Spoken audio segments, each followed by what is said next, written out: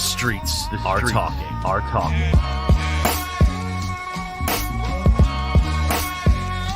You are now listening to The Box Out, Tri-State area basketball talk at its best. And now your hosts, Kahlil Thomas and Jason Cordner. Let's get it.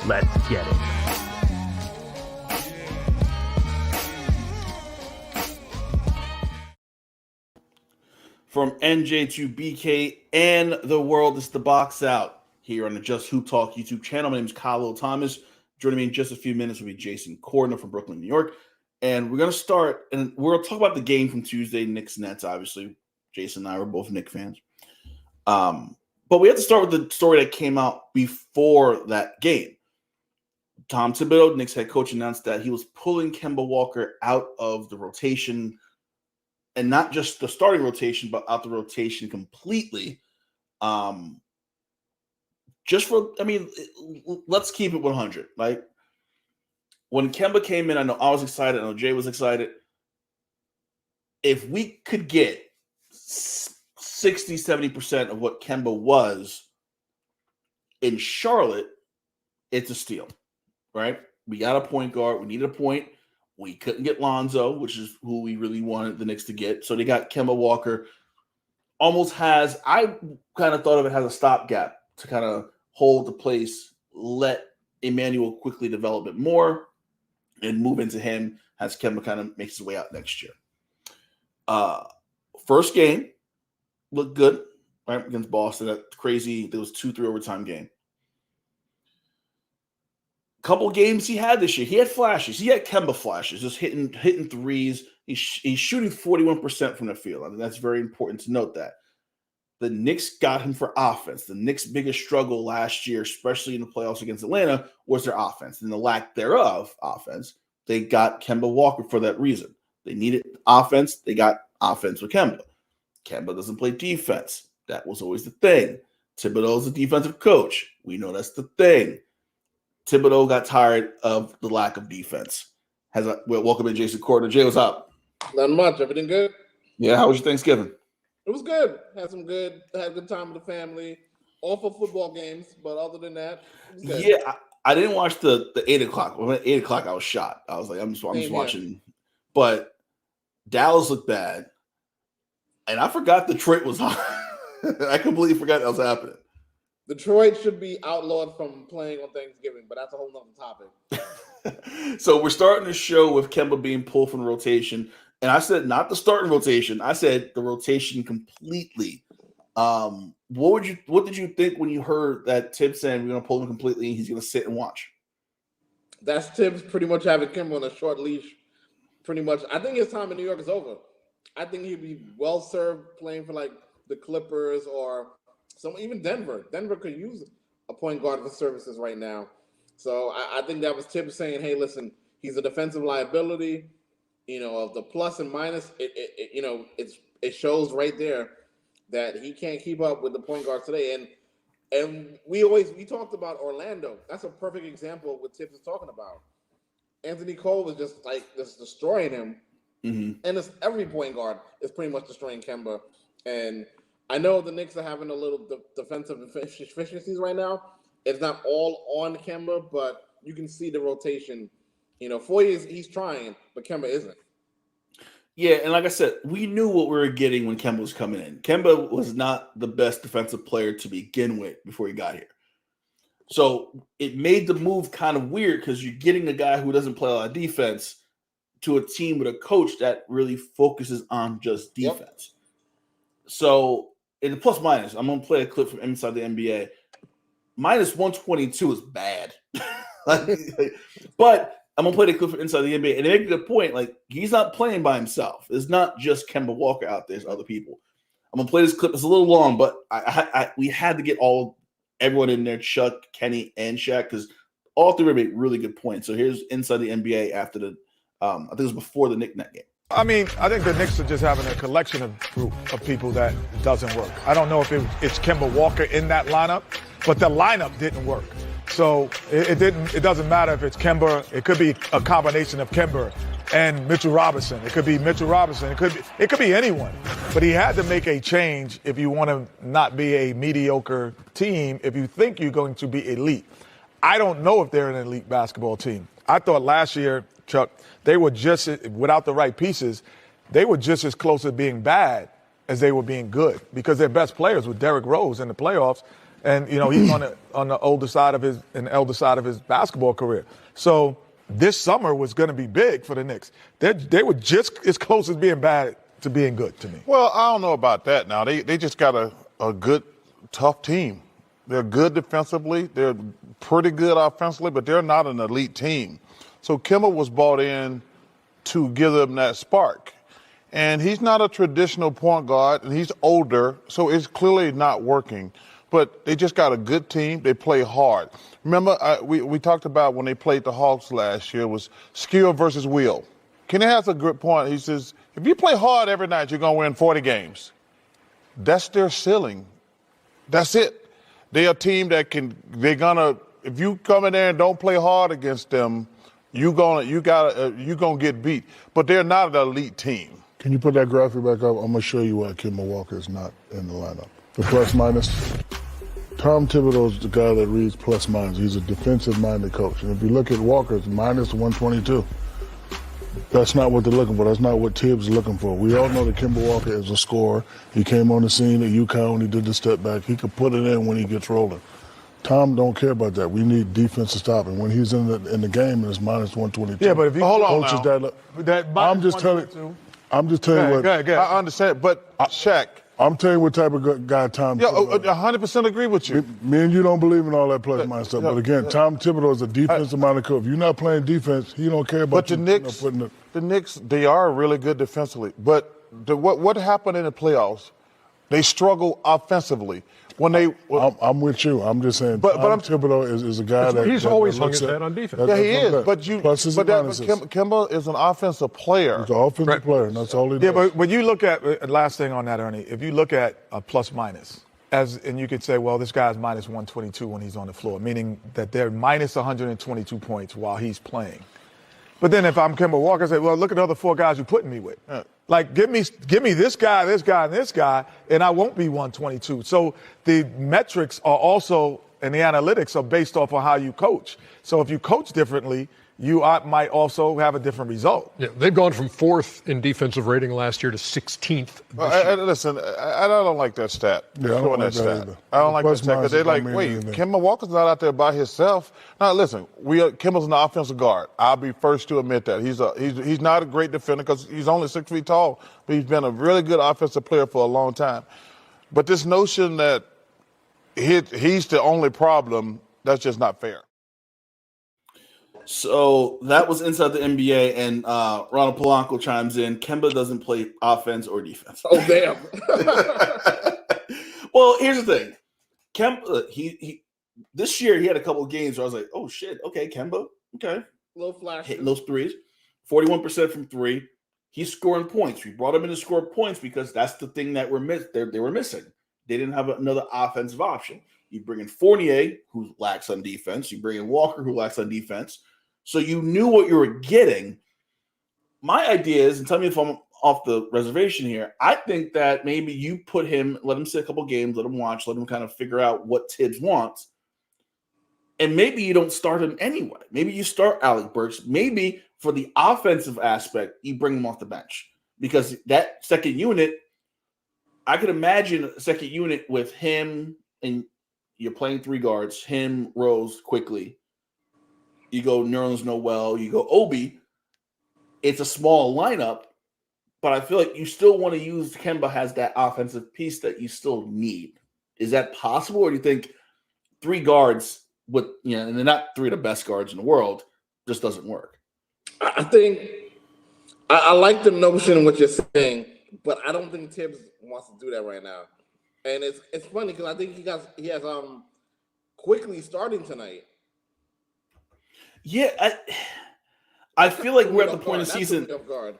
I feel like we're at the point of the season where it's too late. He's doing too much. I think Tibbs is. I think Tibbs is doing too many. Like, okay, well, what if I try this? No, what? Let me try this. I feel like figure out your rotation, Figure out who you want on the floor, figure out who you don't want on the floor, and go with that. You made the choice to sit Kemba. Okay, cool.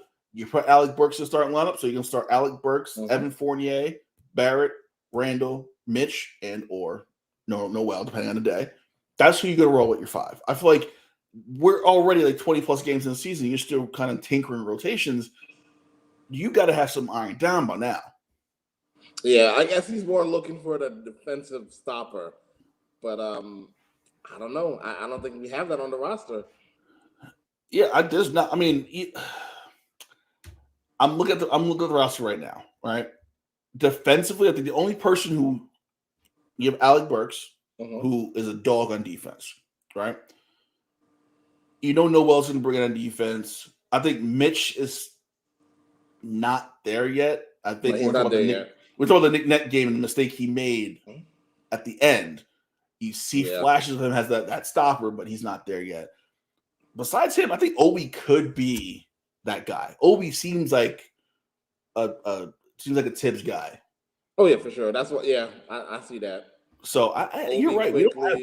There are no stoppers really. There are no like guys like, hey, go out there and shut him down. Reggie Bullock was that guy, and we let him go. So that's the issue. Going back to the game on Tuesday night, and listen, Knicks lost by 2 in a very, very pro Knick crowd, which James Harden admitted to after the game was over. He's new to this. He don't know. That fourth quarter with those foul calls, and obviously the Mitch call at the end was the right call. Yeah, I give him that because Mitch reached for the ball, he just went straight up. So I get that. Yep. But there are a lot of fouls called against the Knicks and fouls not called on the Nets. Julius Randle at the post-game press conference said the explanation he got for the refs were like, well, the fouls aren't really affecting you because you're big. So he missed the fouls because it's not really altering how you're shooting or altering your footing because you're just a big dude, so we don't see it. Is that a valid enough excuse, or is that something like Randall was right to kind of like it's bullshit now? Yeah, that's not a good excuse. They were better off telling him, hey, you're just not a superstar, and tell him the actual honest truth. Like, hey, listen, man, you're a big dude. We're not calling a hacker Randall. We're not doing that. So I think that's probably why he was more ticked off that they didn't lie to him. But you have to call a foul. You got to call it by the letter of the law. My thing with Randall is that if he stopped doing the fadeaway, jump shot instead of just keep banging in the rim, under the rim, he might get some more calls. Yeah. When did Julius Randle start trying to be Del Curry? Like, when did his game try to switch? Because you're a big dude. Obviously, you're good in the paint. You get your money there. That's where your money came from last year. You shot some threes, but you banged inside. That's what you do. All of a sudden, I feel like towards the end of last year into this year, he's trying to be finesse. And he's trying to be that guy. And I'm like, they're not paying you to be that 3-point. They're not paying you to be Steph Curry. Right? They're paying you to be Draymond, way better Draymond. Go inside, drive to the basket, draw a foul, and just push your way to the basket. So I don't understand how, and I think it's affecting his play. It's affecting his play, his points, and the frustration because he's doing up and unders and getting hacked, and they're like, no, we're not calling it on you. I'm sorry. Like, keep it pushing. But with the Nets, and now with Joe Harris being out 4 to 8 weeks, I'm still not feeling the Nets at all. I don't think they're a good team. I think they're beating teams they should beat, which we want. Like, if you're a good team, you should beat who you should beat. But when it comes to a good team or a team that plays hard, like the Knicks, they had struggles with the Cleveland Cavaliers last week. They struggle. So that's my issue with the Nets. I feel like they almost play up for the down competition and then play like shit against the competition they need to play up to. It's one of those things where they're going through the motion. They might be, like you said, they might be better off, adding some pieces for Kyrie. Well, that's the next story. I'm glad you mentioned that. So Ian Bagley of SNY up here in the Tri-State area, he had a report that the Nets are still open to trading Kyrie Irving. Now, we haven't heard about They this should be. They should be. in weeks. This story hasn't come out. But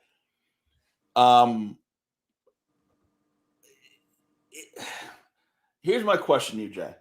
All right? You're a team. You're going to give up assets to get a Kyrie Irving. He hasn't played all year. Hasn't practiced. You know who he is. Right? He got his ring. Basketball is not really his he plays basketball. Basketball ain't his thing. He's gonna not want to play some games.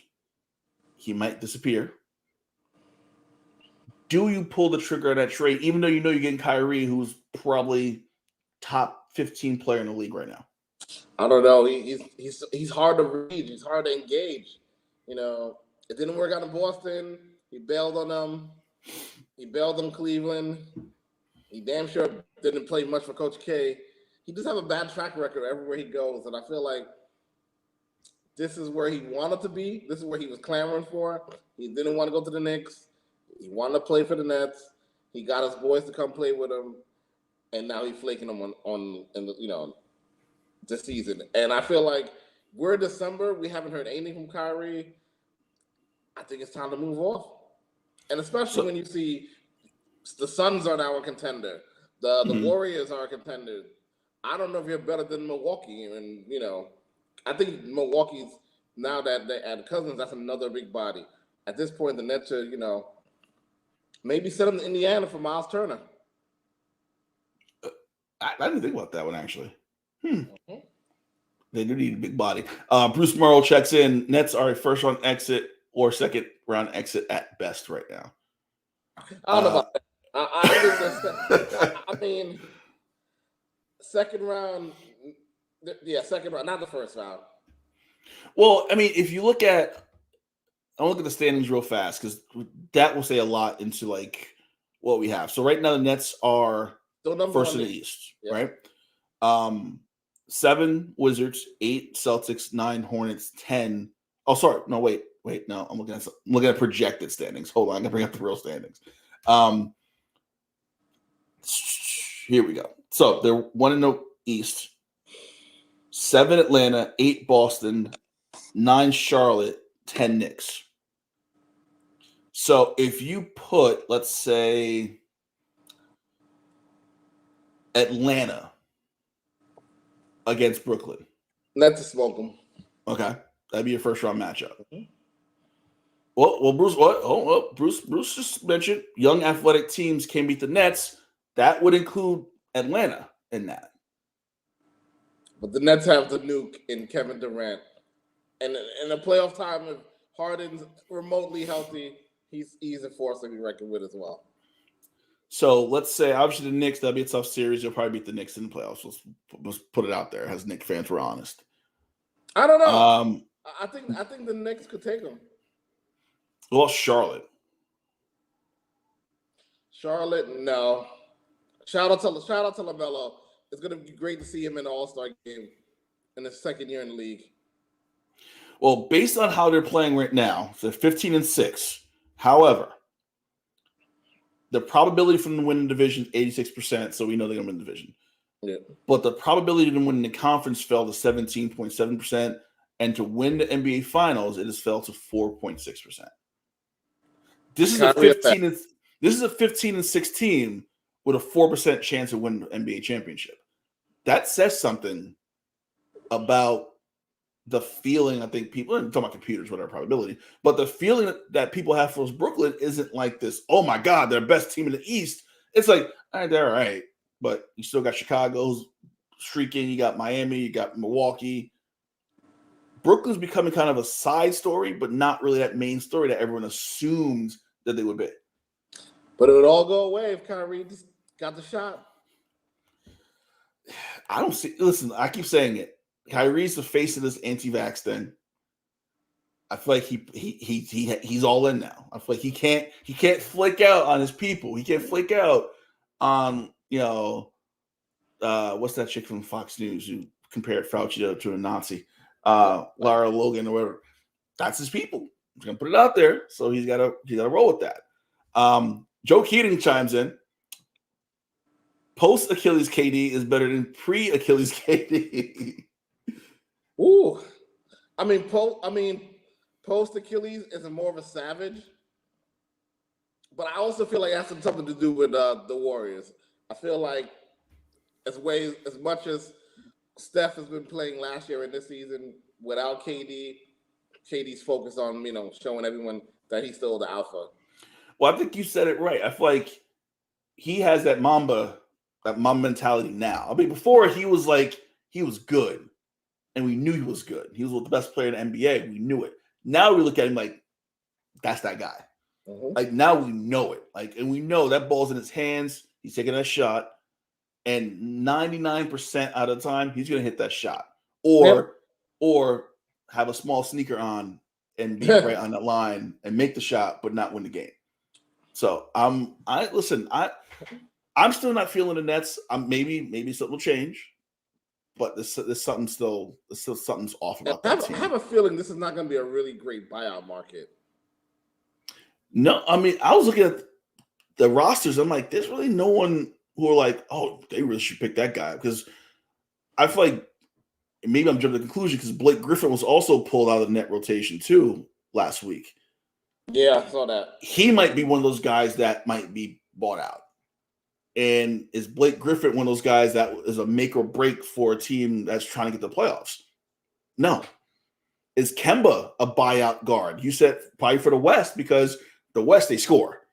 Yeah. Like they don't play defense in the Western Conference. So maybe in the West, that might work better there than in the East. So besides those two, I don't really see anyone else who are like, oh, well, they might help someone get to that next point. See, this is why the Warriors are dangerous and a real threat to win the title.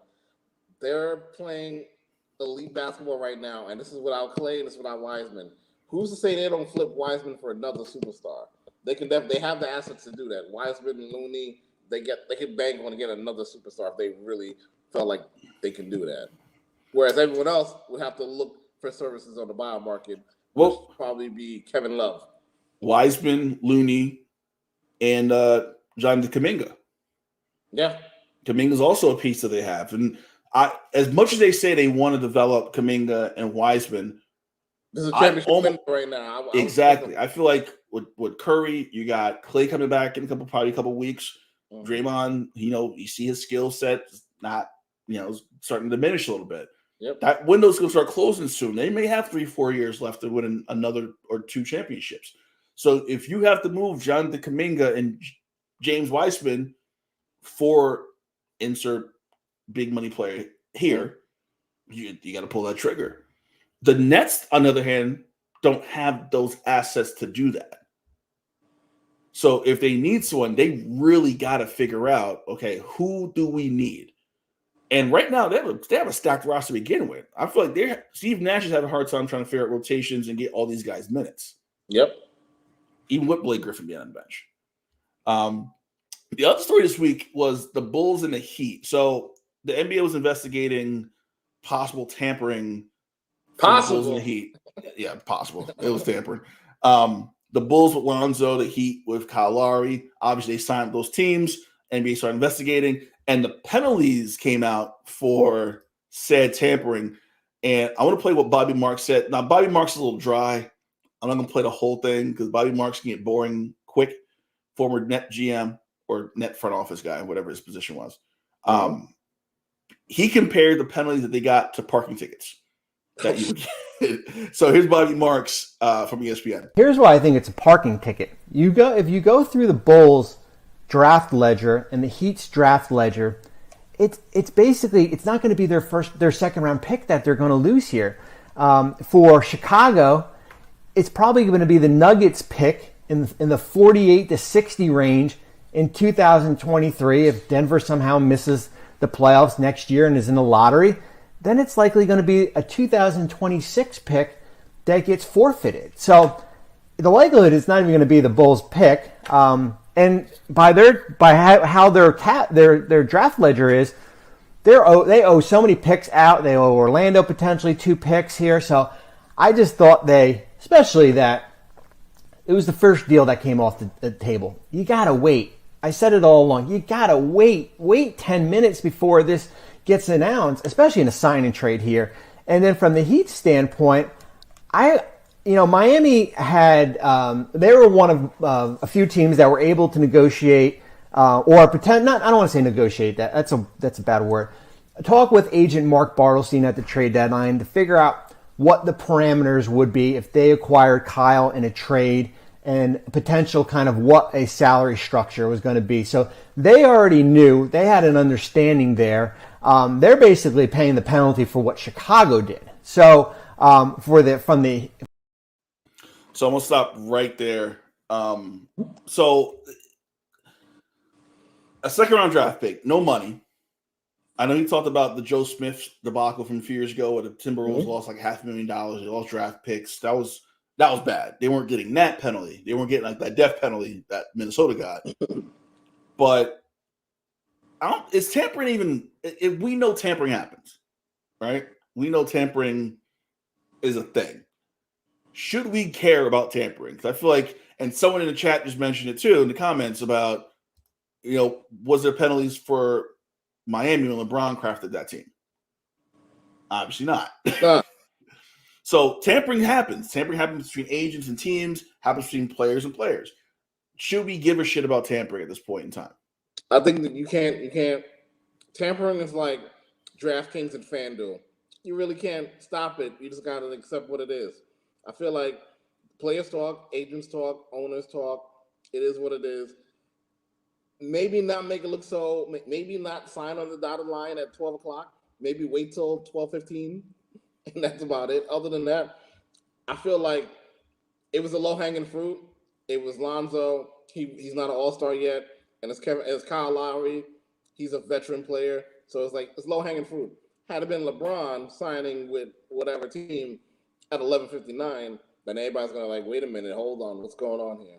But because those guys, I won't say journeymen, but just because they're low-hanging fruit guys, they're not the LeBrons or the AD situation. It's all good. Well, and that's the thing. I feel like, and you said it, just wait. Mm-hmm. Just wait. If the moratorium ends July 3rd at midnight, announce the player sign and trade at 12:15. Mm-hmm. What's 15 minutes really going to do? It's not going to change anything because the paperwork's probably already done, mm-hmm. right? You read the facts of the NBA. It's already set in stone what's going to happen. So the teams get themselves in trouble by trying to beat Woj to Twitter or that's to the all internet. It is. They want to beat Woj. They want to beat Woj with shams to get that scoop, and it's you're hurting yourself. And eventually, the NBA is gonna be like, you know what, this shit needs to stop because I think they're getting tired of it. Even though I don't think it's a big deal anymore. I think the NBA is listen, y'all need to stop. This is bad. Cut this shit out. It's getting stupid now. Agreed. And I'm gonna talk to you. It's a weird parallel when you talk about what happens in the NBA with tampering and the players talking and this player empowerment that's being talked about in the comment section right now with us. Major League Baseball announced their lockout last night. Now, I can't say much about it because I work there. But, you look at that and the players for Major League Baseball are trying to get money early. Right? A lot of players in Major League Baseball don't get paid until year 6 or 7. If you're really good, year 4 or 5. Okay. In the NBA, you get a rookie deal, but you usually get paid pretty fast afterward, right? Yeah. Is that a model that is sustainable? Because the NFL, no, there's no guarantee contracts. The NHL, I don't think they're guaranteed contracts either. The NBA might be the one league that almost has this union between the players and ownership, where I don't think there's going to be a work stoppage in the NBA anytime soon. I don't think there's going to be a lockout or a strike again. I think we had that a few years ago, like 99, and that was it. I don't think it's happening again because it feels like the owners and the players, oddly enough, get it. We got to work together to get this done. The way the NBA works, do you think it's sustainable with Major League Baseball, the NHL, the NFL, or is the NBA on a whole different level completely? I think the NBA is on a whole different level completely, and I also think it's a lot to do with the TV contracts are enormous, and they're only going to get higher down the line. I think eventually we're going to get 2 new teams in the Seattle and the Vegas market, so that's more revenue. And slowly, I don't know if you noticed this, but there's parity in the NBA. it's just like NFL now. Like we see Sacramento beating anybody any given night. Cleveland's good. Washington's good. I feel like this is all great for the NBA. So like we don't have a clear-cut favorite. Like everybody thought the Lakers would have been a clear-cut favorite, or the Nets, and they're falling down to the pack. There's no super team anymore. You can't even consider the Warriors a super team. Same thing for the Suns. You can't consider them a super team either.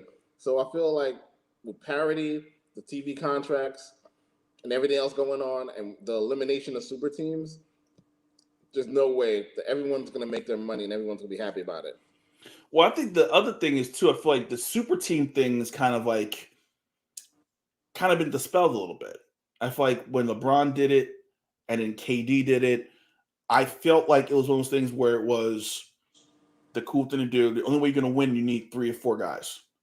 Oh. And I feel like Giannis might have started something last year saying, listen, I don't need stars around me. All right. I stayed in the small market, which in baseball, they struggle with that. Like at Tampa Bay. Like Tampa Bay, and Tampa Bay is good. Tampa Bay gets rid of guys right when they know they're going to go down. They time it perfectly. Yep. But people don't stay in Tampa Bay. People don't stay in Milwaukee. People don't stay in I'll say Miami, even though Miami's a big market, but the team stinks. I was about to say Montreal, but now they need a team in Montreal. They really need a team in Montreal.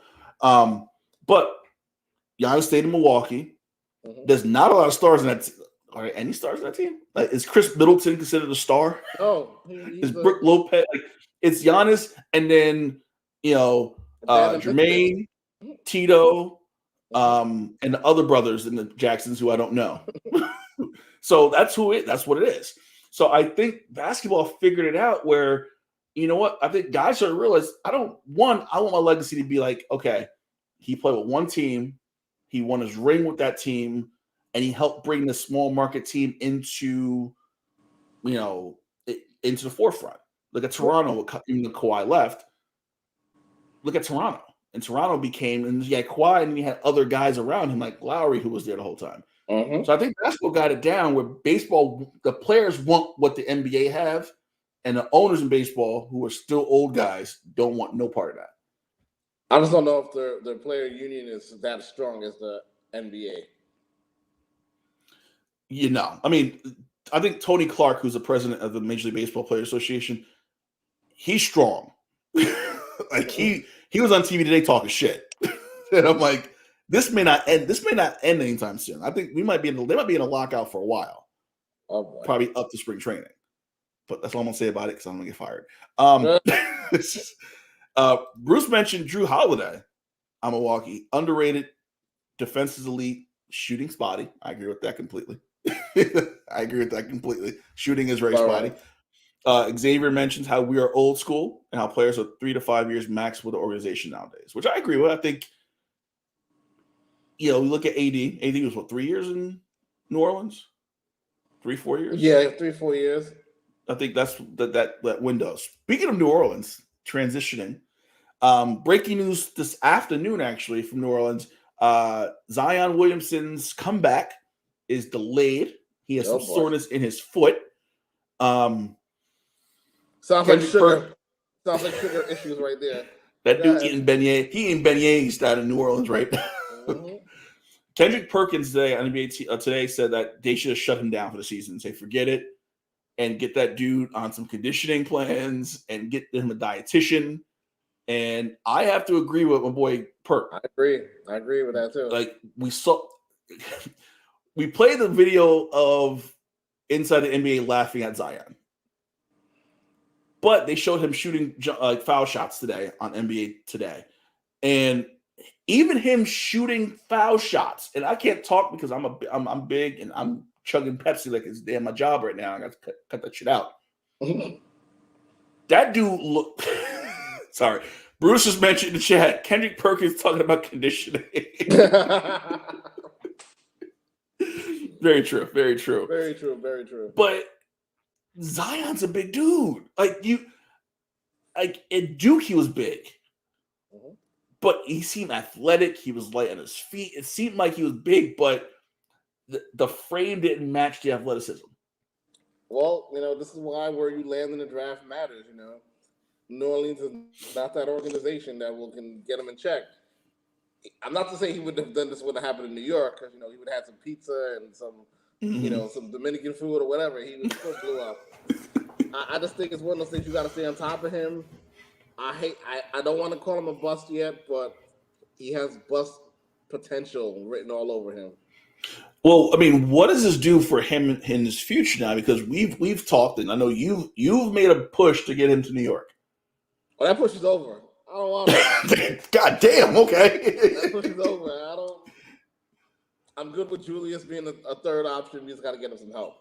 Yeah, I just don't think teams are gonna want to be like, yeah, we got Zion. Zion's like, I want out. Is there gonna be a market for a Zion Williamson? Because now we're dealing with lower body injuries, right? We look at Kristaps Porzingis and his lower body. Like, he's playing better, but he's a step away from tearing the ACL again. So once your lower body starts to go, and especially Porzingis is a skinny, you have all that weight, if you're Zion, on your lower body, that's going to be an issue. So I feel like for the Pelicans, it might be in their best interest to shut him down, get him ready for next season. Because if you eventually want to trade him, and that inevitable conversation is going to come where he's like, I don't want to be here anymore. You got to get your money's worth for him. And right now, you might get some pool boys for him at this point. It's a situation where everyone's going to monitor, but I personally think that the Pelicans are going to get relocated, and Zion's going to still be in the team when that happens. How soon do you think this relocation is going to happen? Because that market's really bad. Like, I watched the game the other night, and I feel like there was no one there. Yeah, it's not located it's located right next to the Superdome, but you never see a picture of both arenas together. You ever notice that? Yeah, you always see a cut of the Superdome, like, off to the side. Literally attached. There's a bridge attaching both buildings, but you never see it. Yeah, it's weird. And then, like, the seats, because when no one's there, you see the seats, and the seats are weird colors. It's like two-lane colors. So I'm like, okay. But no one cares about Pelicans basketball now. It's crazy. I'm telling you, when you go down to New Orleans, it's neck and neck. It's Saints and LSU. It's this close between the two. And nothing else matters. Especially now they got a new coach. Nothing else matters to people out in Louisiana. LSU. Brian Kelly's a douchebag, but besides that, we're going to move on from that. I want to talk about the Lakers, too, because they did get their comeuppance against the Sacramento Kings last week. Was it last week? Yeah, I think it was Sunday night. And they come back, they go to Sacramento, and they beat the Kings. Now, I watched the fourth quarter and the two overtimes, Lakers and Kings. There was no LeBron. No, there was LeBron. That was before he got the COVID test that turned out to be a false positive, blah, blah, blah, blah, blah. Mm-hmm. So they had their full assortment of players against the Kings, and they couldn't put them away. Like, De'Aaron Fox was hitting fadeaways, getting to the basket easy. Buddy Hield was hitting shots. It was just weird. Marvin Bagley had a good game, which I'm like, all right, you got a problem when Marvin Bagley's busting your ass. He was doing that to AD a couple times. And I think they're trying to get it together. And I give the Lakers that. They're trying to figure it out. They had a good game. You had AD and Russ kill it against the Kings in Sacramento. 12-11. How much longer does Frank Vogel have his job? What do the Lakers have to do for Frank Vogel to not be fired? All-Star week. They have to climb up to at least the third spot in the West for him to stay in his job. Third? Yeah. I think 1 and 2. You're not catching 1 and 2. They're sixth right now. So to get the third, you would have to leapfrog Memphis, Dallas, and get to Utah at 3. Oh, that sounds, yep. So Utah's 14-7, Dallas 11-9, Memphis 11-10, Lakers 12-11, and the Clippers, the Blazers, and the Timberwolves 11-11, right behind the Lakers. Wow. The Timberwolves, I forgot. Well, the Timberwolves, I forgot they're like 7-2 in their last 9 games, and it seems like Karl Anthony Towns is happy, which is never a thing. So it seems like Minnesota's getting it together.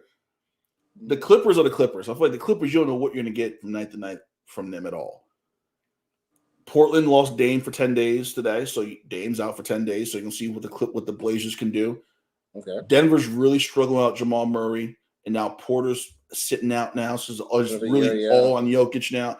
It opens up for the Lakers to make that run, but my question is, are they good enough to do it? I think that's going to be the problem. I don't think they're a good enough team to really make that bump up. Yeah, I don't see it. So, Bruce, a lot of those guys should pack their bags. Right, that by the trade deadline, Latrade will ship him out soon. Oh, don't worry. A lot of those players have their bags packed. They're just ready for that final word. So, if there's one player in the Lakers that you're like, he ain't gonna be here in February, right now, who do you think that would be? Because in my head, I know it's not Westbrook. I know it's not AD, obviously. I think Malik Monk takes the hit. I think a player like Dwight takes a hit. Which sucks because he next to Melo, he's your best, been your most reliable player. I think Melo takes a hit.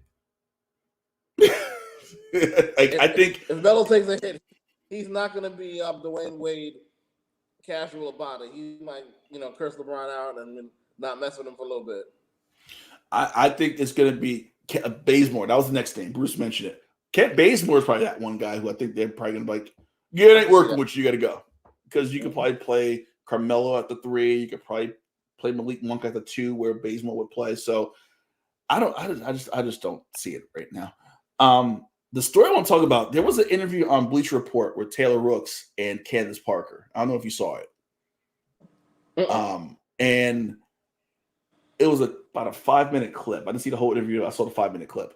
And Candace Parker going off on USA Basketball, the women's side. And then she goes into how she did those camps with USA Basketball. She's like, killed it. She's like, I killed it. I killed it.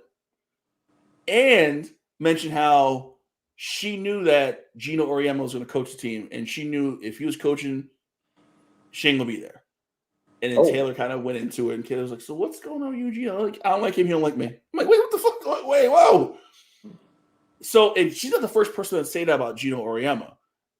I feel like there's something there where Gino is very unliked on both the women's side of basketball and the men's side. I feel like there's a lot of hatred towards Gino, and Gino's very successful, so you got to put some hate. People probably hating. Let's put it out there. But maybe Gino isn't as great as we think he is, and he seems kind of douchey. I can see that. Especially Tennessee players, because Candace Parker was quick to mention how Tennessee whooped that ass those 4 years she was there. She's like, he didn't win championship 4 years we were there. I was there. So, that's on me. So I'm thinking, like, maybe UConn's not a great destination. A lot of his ex-players, like Taurasi loves him, Sue Bird loves him, Brianna Stewart loves him. But I feel like there's some other players who are like, yeah, he's kind of an asshole. So I don't know. I'm curious. I got to read more into this. I don't know. Have you heard anything about Gino being an asshole? Because I'm like, I want to know more. Like, and Candace is so media savvy where she's not going to delve too much into it. But I want to know more. I want to know so much more about this. That was a quick sidebar because you got to check that out because I was like, that's interesting.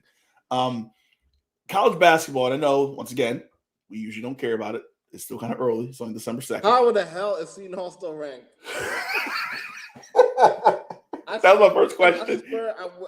I was expecting nothing from them this season. And I'm like, wow, they're still ranked. Well, I think that this is what's going on, I think, right?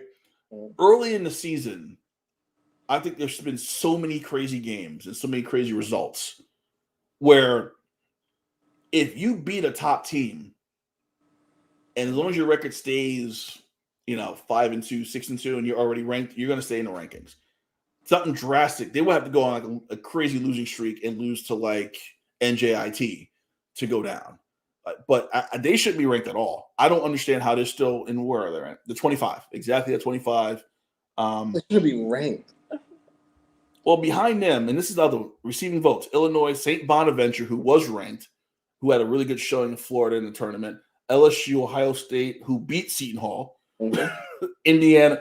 So you have these teams that really should be ranked. Yeah. And Seton Hall, which the Big East effect, because I think they're one of the teams in the Big East that's kind of doing well. UConn, Villanova too. I think the Big East effect is kind of helping them. Meanwhile, Michigan fell all the way down to 24. They're right in front of Seton Hall. Wow. Which is like, didn't Seton Hall just beat Michigan? I'm like, okay. The rankings just make no sense to me. And I don't get Duke being number one. I know Duke beat Gonzaga. I get it. I got it. Cool. Duke should not leapfrog from 5-1 based on that win. Duke, I don't think Duke's the. They didn't win. Didn't Duke lose to who they lost to yesterday? Ohio State. Yeah. I'm looking at Well, this is from this week, so it hasn't changed yet. So as of the beginning of this week, they're ranked 1. They're definitely going to drop out now. So Ohio State moves into top 25. But then you look at it, they're still undefeated. So does Purdue become the number 1 team, which is weird to think that Purdue is the best team in the country. I feel like there's so much shifting right now. Too early. And the big teams like Villanova's 4-2. They lost 2 games already. So I'm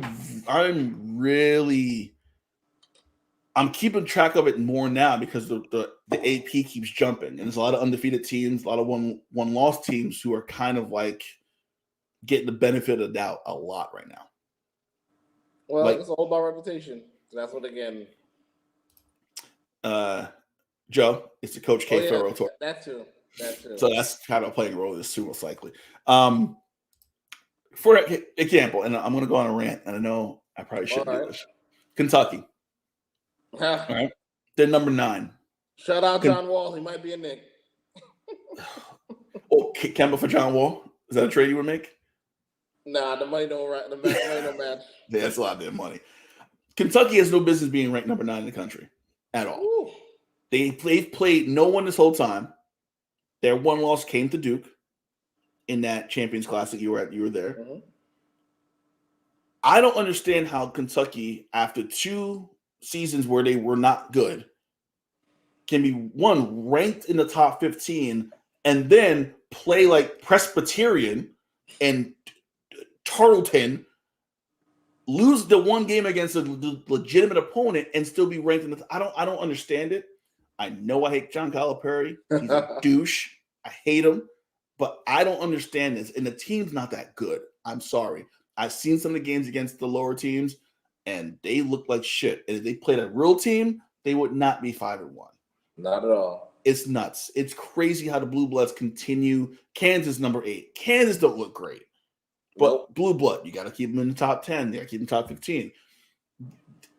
Football, Cincinnati being good and Cincinnati being in that top 4 is screwing everything up for everybody. Yeah, because the CFP wants no part of Cincinnati in the college football playoff. In basketball, you're seeing the same 25 teams in the AP every single week. Seton Hall should not still be here. And they're still here. They don't want smaller conferences. I'm looking at this list right now. The top 25 from this Monday. All right. Seton Hall, Big East. Let's see. Big East, Big 10, Big 10, Big 10, SEC, Pac-12. Pac-12. Mm-hmm. Big 12, Memphis, AAC. That's the only exception. Everyone else is in Big East, SEC, or one of those things. BYU's BYU. I think in football and basketball, they're just like that's like the weird data point that no one pretty much. About. So yeah, I don't know. That's my thoughts. I'm sorry. I went on a rant. Am I wrong? Better program. Better program. Memphis or Kentucky right now. You know what's funny? I watched Memphis the other night, and I really do feel like Larry Brown's helping Penny. And you don't see it on the bench because Larry Brown kind of sits there and just post up and watches everything. But you definitely see it probably at practices when they're just talking in like the coach's office. I think Larry Brown's making Penny a better coach because Penny was just yelling and screaming, and Penny's a really good recruiter. I think Penny's a good recruiter. He wasn't a good basketball coach. I think Larry Brown's making him a good basketball coach now. So it took a minute, but I think Penny's got it down now. Yeah, it took him some time to get away from the game. So real fast. I'm going to end a little early, but I got to talk wrestling. I didn't see AEW yet, so we can't talk about Dynamite last night. So but did you see last week? Did you see last week?